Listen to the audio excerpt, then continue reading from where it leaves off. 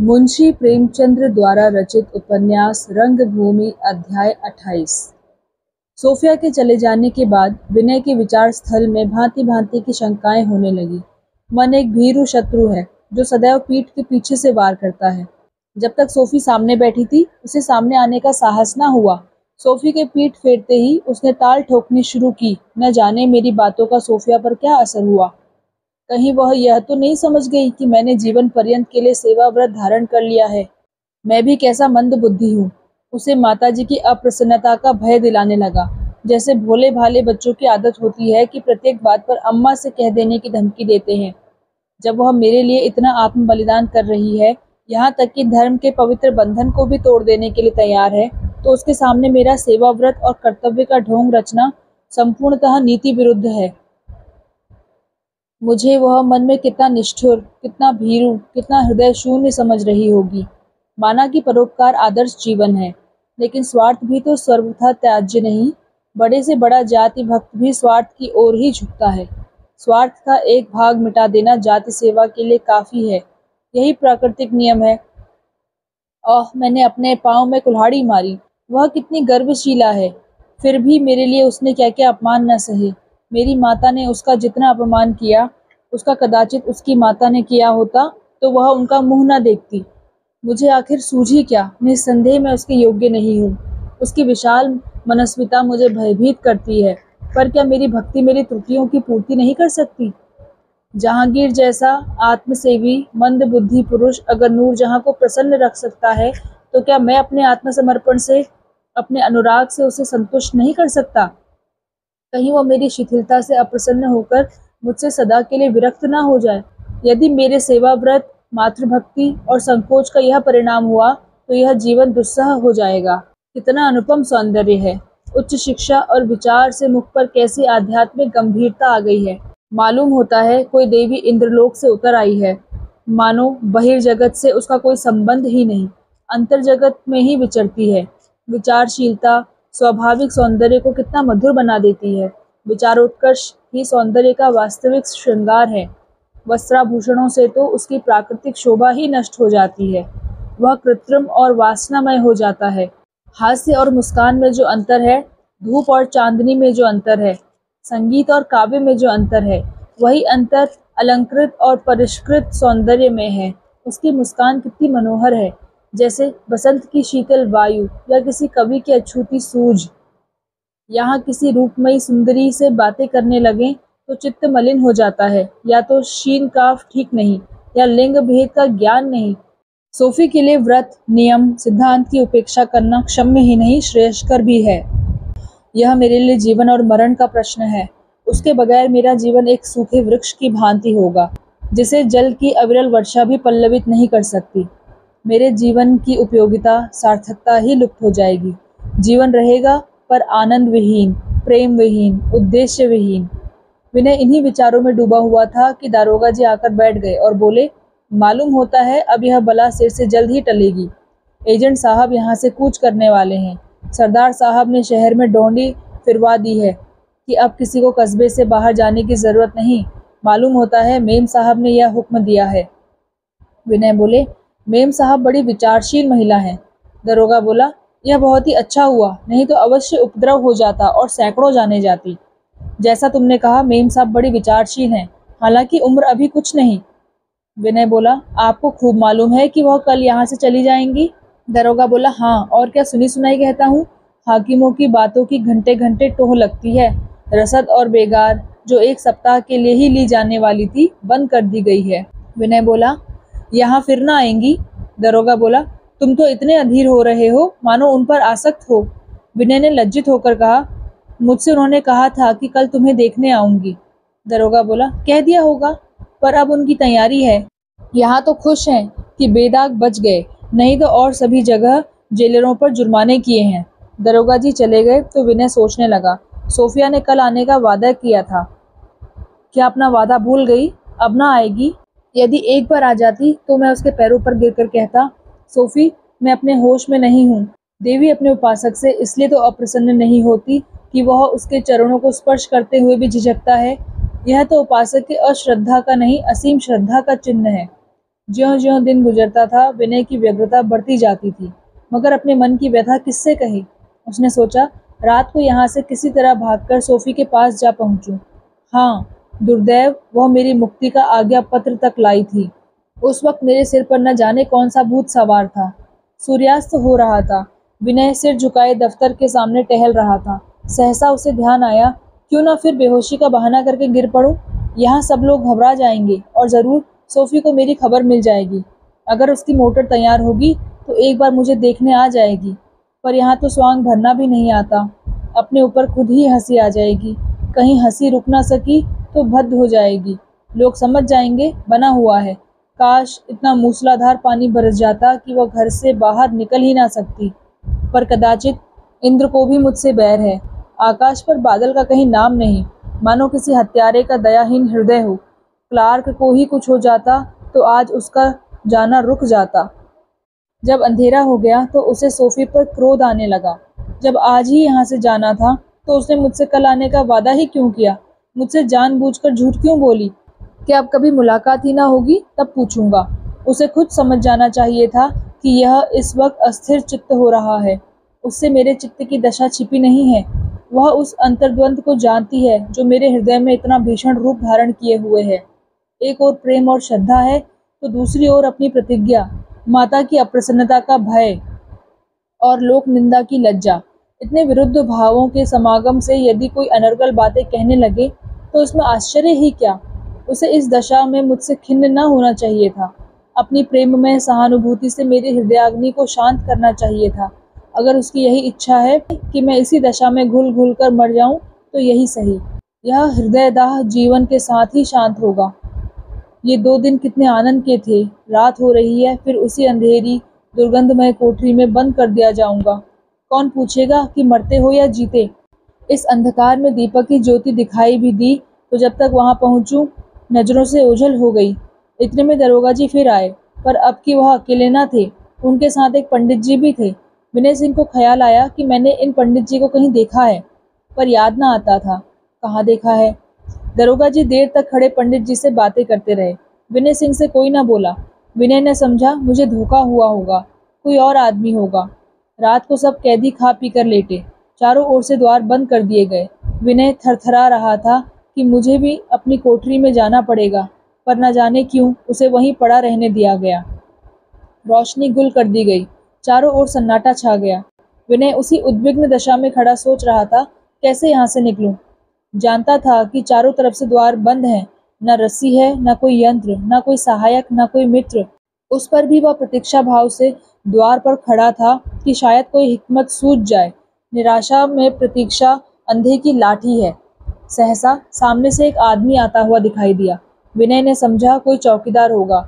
डरा कि मुझे यहाँ खड़ा देखकर कहीं उसके दिल में संदेह न हो जाए। धीरे से कमरे की ओर चला। इतना भीरू वह कभी न हुआ था। तोप के सामने खड़ा सिपाही भी बिच्छू को देखकर सशंक हो जाता है। विनय कमरे में गए ही थे कि पीछे से वह आदमी भी अंदर आ पहुंचा। विनय ने चौंक कर पूछा, कौन? नायकराम बोले, आपका गुलाम हूँ, नायकराम पंडा। विनय बोला, तुम यहाँ कहाँ? अब याद आया, आज तुम ही तो दरोगा के साथ पगड़ी बांधे खड़े थे। ऐसी सूरत बना ली थी कि पहचान में ही ना आते थे। तुम यहाँ कैसे आ गए? नायकराम बोला, आप ही के पास तो आया हूँ। विनय ने बोला, झूठे हो, यहाँ कोई यजमानी है क्या? नायकराम बोला, जजमान कैसे, यहाँ तो मालिक ही हैं। विनय बोला, कब आए? वहाँ तो सब कुशल है। नायकराम बोला, हाँ, सब कुशल ही है। कुंवर साहब ने जब से आपका हाल सुना है बहुत घबराए हुए हैं। रानी जी बीमार हैं। विनय बोला, अम्मा जी कब से बीमार हैं? नायकराम बोला, कोई 1 महीना होने आता है। बस घुली जाती हैं, ना कुछ खाती हैं, ना पीती हैं, ना किसी से बोलती हैं। न जाने कौन रोग है कि किसी वैद्य, हकीम, डॉक्टर की समझ में ही नहीं आता। दूर दूर के डॉक्टर बुलाए गए हैं, पर मरज की थाक किसी को नहीं मिलती। कोई कुछ बताता है, कोई कुछ। कलकत्ते से कोई कविराज आए हैं, वह कहते हैं अब यह बच नहीं सकती। ऐसी घुल गई हैं कि देखते डर लगता है। मुझे देखा तो धीरे से बोली, पंडा जी अब डेरा कूच है। और मैं खड़ा खड़ा रोता रहा। विनय ने सिसकते हुए कहा, हाय ईश्वर, मुझे माता के चरणों के दर्शन भी ना होंगे क्या? नायकराम बोला, मैंने जब बहुत पूछा, सरकार किसी को देखना चाहती हैं, तो आंखों में आंसू भरकर बोली, एक बार विनय को देखना चाहती हूँ, पर भाग्य में देखना बदा नहीं है, न जाने उसका क्या हाल होगा। विनय इतना रोए कि हिचकियां बंध गई। जब जरा आवाज काबू में हुई तो बोले, अम्मा जी को कभी किसी ने रोते नहीं देखा था। अब चित्त व्याकुल हो रहा है, कैसे उनके दर्शन पाऊंगा। भगवान न जाने किन पापों का यह दंड मुझे दे रहे हैं। नायकराम बोला, मैंने पूछा, हुक्म हो तो जाकर उन्हें लिवा लाऊं। इतना सुनना था कि वह जल्दी से उठकर बैठ गई और मेरा हाथ पकड़कर बोली, तुम उसे लिवा लाओगे? नहीं, वह ना आएगा, वह मुझसे रूठा हुआ है, कभी ना आएगा। उसे साथ लाओ तो तुम्हारा बड़ा उपकार होगा। इतना सुनते ही मैं वहां से चल खड़ा हुआ। अब विलंब ना कीजिए, कहीं ऐसा ना हो कि माता की लालसा मन में ही रह जाए, नहीं तो आपको जन्म भर पछताना पड़ेगा। विनय बोला, कैसे चलूंगा? नायकराम बोले, इसकी चिंता मत कीजिए, ले तो मैं चलूंगा। जब यहाँ तक आ गया तो यहाँ से निकालना क्या मुश्किल है। विनय कुछ सोचकर बोले, पंडा जी, मैं तो चलने को तैयार हूँ, पर भय यही है कि कहीं अम्मा जी नाराज ना हो जाएं, तुम उनके स्वभाव को नहीं जानते। नायकराम बोला, भैया, इसका कोई भय नहीं है, उन्होंने तो कहा है कि जैसे बने वैसे लाओ। उन्होंने यहाँ तक कहा था कि माफी मांगनी पड़े तो इस अवसर पर मांग लेनी चाहिए। विनय बोला, तो चलो, कैसे चलते हो? नायकराम बोला, दीवाल फांद कर निकल जाएंगे, यह कौन मुश्किल है। विनय सिंह को शंका हुई कि कहीं किसी की निगाह पड़ गई तो सोफी यह सुनेगी तो क्या कहेगी। सब अधिकारी मुझ पर तालियां बजाएंगे। सोफी सोचेगी, बड़े सत्यवादी बनते थे, अब वह सत्यवादिता कहाँ गई। किसी तरह सोफी को यह खबर दी जा सकती तो वह अवश्य आज्ञा पत्र भेज देती, पर यह बात नायकराम से कैसे कहूँ। विनय बोला, पकड़े गए तो? नायकराम बोला, पकड़ेगा कौन, यहाँ कच्ची गोली नहीं खेले हैं, सब आदमियों को पहले से ही गांठ रखा है। विनय बोला, खूब सोच लो, पकड़े गए तो किसी तरह छुटकारा ना होगा। नायकराम बोले, पकड़े जाने का तो नाम ही ना लो। यह देखो, सामने कई ईंटें दीवार से मिलाकर रखी हुई हैं, मैंने पहले से ही यह इंतजाम कर लिया है। मैं ईंटों पर खड़ा हो जाऊंगा, आप मेरे कंधों पर चढ़कर इस रस्सी को लिए हुए दीवार पर चढ़ जाइएगा, रस्सी उस तरफ फेंक दीजिएगा, मैं इसे इधर मजबूत पकड़े रहूंगा, आप उधर धीरे से उतर जाइएगा, फिर वहां आप रस्सी को मजबूत पकड़े रहिएगा, मैं भी इधर से चला आऊंगा। रस्सी बड़ी मजबूत है, टूट नहीं सकती, मगर हाँ, छोड़ना दीजिएगा, नहीं तो मेरी हड्डी पसली टूट जाएगी। यह कहकर नायकराम रस्सी का पुलंदा लिए हुए ईंटों के पास जाकर खड़े हो गए। विनय भी धीरे धीरे चले। सहसा किसी चीज के खटकने की आवाज आई। विनय ने चौंक कर कहा, भाई, मैं ना जाऊंगा, मुझे यहीं पड़ा रहने दो, माता जी के दर्शन करना मेरे भाग्य में नहीं है। नायकराम बोला, घबराइए मत, कुछ नहीं है। विनय बोला, मेरे तो पैर थरथरा रहे हैं। नायकराम बोला, तो इसी जीवट पर चले थे सांप के मुंह में उंगली डालने, जोखिम के समय पद सम्मान का विचार नहीं रहता। विनय बोले, तुम मुझे जरूर फंसाओगे। नायकराम बोला, मर्द होकर फंसने से इतना डरते हो? फंस ही गए तो कौन चूड़ियां मैली हो जाएंगी, दुश्मन की कैद से भागना लज्जा की बात नहीं। यह कहकर वह ईंटों पर खड़ा हो गया और विनय से बोला, मेरे कंधे पर आ जाओ। विनय बोला, कहीं तुम गिर पड़े तो? नायकराम बोला, तुम्हारे जैसे 5 सवार हो जाएं तो लेकर दौड़ूं, धर्म की कमाई में बल होता है। यह कहकर उसने विनय का हाथ पकड़कर उसे अपने कंधे पर ऐसी आसानी से उठा लिया मानो कोई बच्चा हो। विनय बोला, कोई आ रहा है। नायकराम बोला, आने दो, यह रस्सी कमर में बांध लो और दीवार पकड़कर चढ़ जाओ। अब विनय ने हिम्मत मजबूत की। यही निश्चयात्मक अवसर था, सिर्फ एक छलांग की जरूरत थी। ऊपर पहुंच गए तो बेड़ा पार है, ना पहुंच सके तो अपमान, लज्जा, दंड सब कुछ है। ऊपर स्वर्ग है, नीचे नरक, ऊपर मोक्ष है, नीचे माया जाल। दीवार पर चढ़ने में हाथों के सिवा और किसी चीज से मदद ना मिल सकती थी। विनय दुर्बल होने पर भी मजबूत आदमी थे। छलांग मारी और बेड़ा पार हो गया। दीवार पर जा पहुंचे और रस्सी पकड़कर नीचे उतर पड़े। दुर्भाग्यवश पीछे दीवार से मिली हुई गहरी खाई थी, जिसमें बरसात का पानी भरा हुआ था। विनय ने ज्यों ही रस्सी छोड़ी, गर्दन तक पानी में डूब गए और बड़ी मुश्किल से बाहर निकले। तब रस्सी पकड़कर नायकराम को इशारा किया। वह मजा हुआ खिलाड़ी था, एक क्षण में नीचे आ पहुंचा। ऐसा जान पड़ता था कि वह दीवार पर बैठा था, केवल उतरने की देर थी। विनय बोला, देखना, खाई है। नायकराम बोला, पहले ही देख चुका हूँ, तुमसे बताने की याद ही ना रही। विनय बोला, तुम इस काम में निपुण हो, मैं कभी ना निकल सकता, किधर चलोगे? नायकराम बोला, सबसे पहले तो देवी के मंदिर चलूंगा, वहां से फिर मोटर पर बैठकर स्टेशन की ओर। ईश्वर ने चाहा तो आज के तीसरे दिन घर पहुंच जाएंगे। देवी सहाय ना होती तो इतनी जल्दी और इतनी आसानी से यह काम ना होता। उन्होंने यह संकट हरा, उन्हें अपना खून चढ़ाऊंगा। अब दोनों आजाद थे। विनय को ऐसा मालूम हो रहा था कि मेरे पांव आप ही आप उठे जाते थे। वे इतने हल्के हो गए थे। जरा देर में दोनों आदमी सड़क पर आ गए। विनय बोला, सवेरा होते ही दौड़ धूप शुरू हो जाएगी। नायकराम बोला, तब तक हम लोग यहाँ से 100 कोस पर होंगे। विनय बोला, घर से भी तो वारंट द्वारा पकड़ मंगा सकते हैं। नायकराम बोला, वहां की चिंता मत करो, वहां अपना राज है। आज सड़क पर बड़ी हलचल थी। सैकड़ों आदमी लालटेनें लिए कस्बे में छावनी की तरफ जा रहे थे। एक गोल इधर से आता था, दूसरा उधर से। प्रायः लोगों के हाथों में लाठियां थी।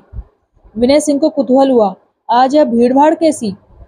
लोगों पर वह निस्तब्ध तत्परता छाई थी जो किसी भयंकर उद्वेग की सूचक होती है, किंतु किसी से कुछ पूछ न सकते थे कि कहीं वो पहचान न जाए। नायकराम बोला, देवी की मंदिर तक तो पैदल ही चलना पड़ेगा। विनय बोला, पहले इन आदमियों से तो पूछो कहाँ दौड़े जा रहे हैं।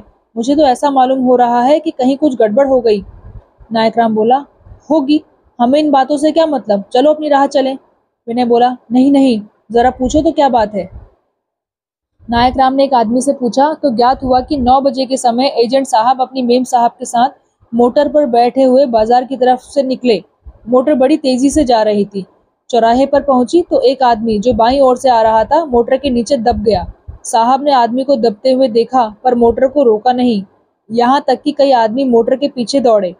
बाजार के इस सिरे तक आते आते मोटर को बहुत से आदमियों ने घेर लिया। साहब ने आदमियों को डांटा कि अभी हट जाओ। जब लोग ना हटे तो उन्होंने पिस्तौल चला दी। एक आदमी तुरंत गिर पड़ा।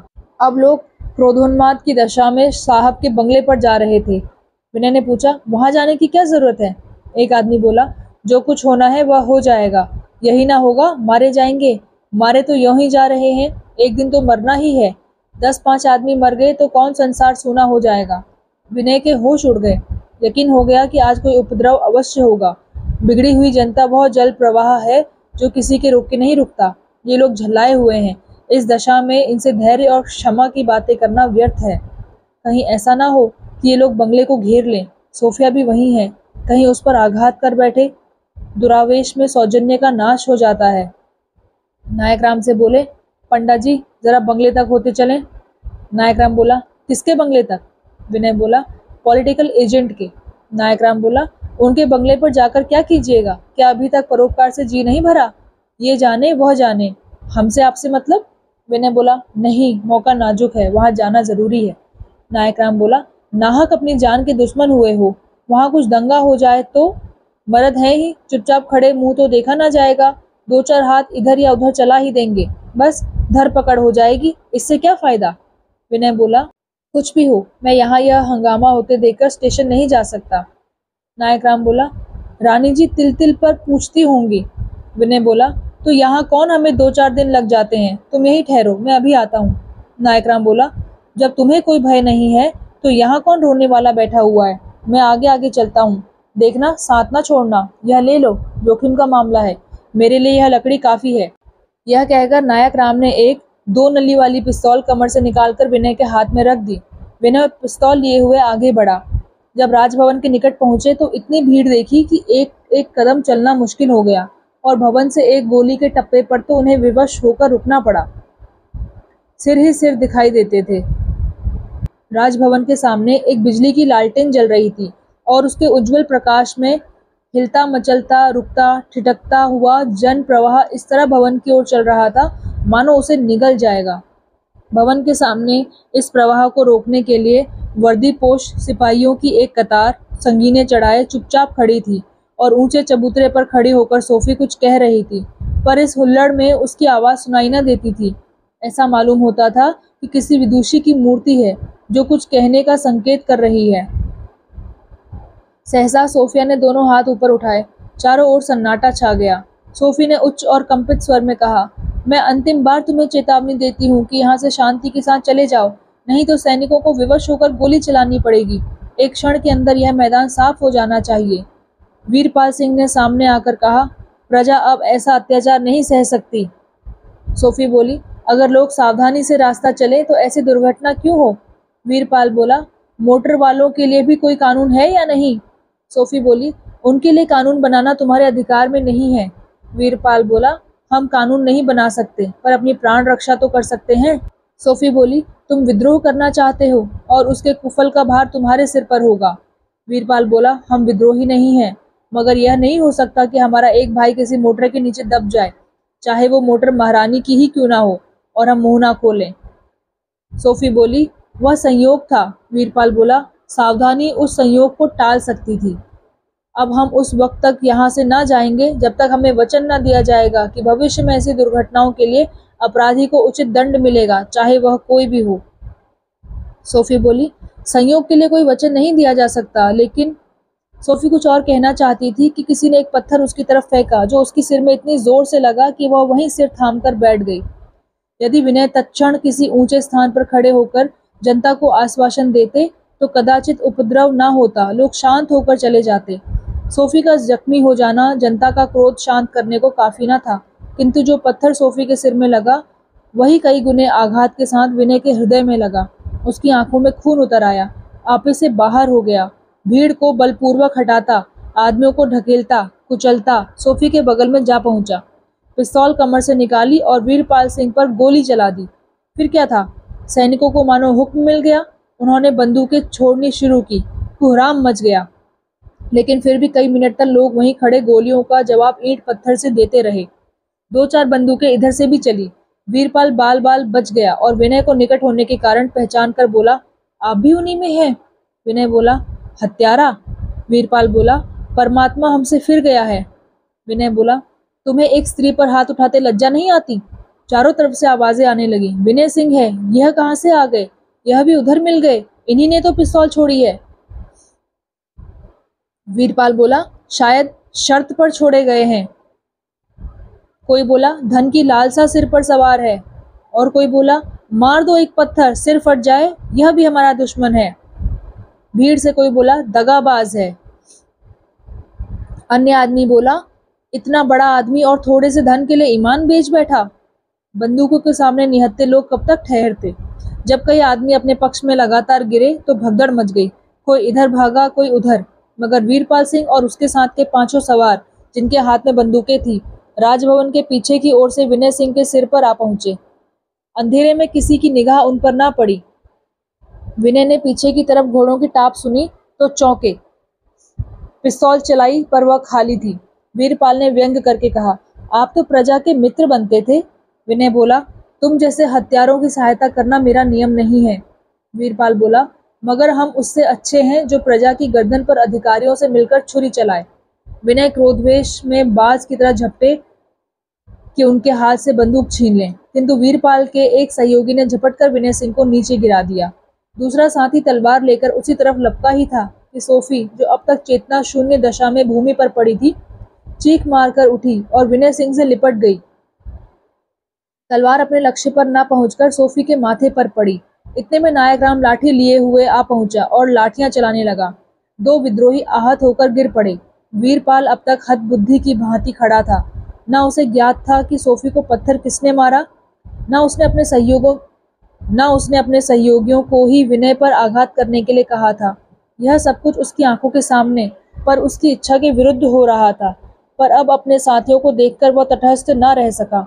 उसने बंदूक का कुंदा तोड़कर इतनी जोर से नायकराम के सिर में मारा कि उसका सिर फट गया और एक पल में उसके तीनों साथी अपने आहत साथियों को लेकर भाग निकले। विनय सिंह संभल कर उठे तो देखा कि बगल में नायकराम खून से तर अचेत पड़ा है और सोफी का कहीं पता नहीं।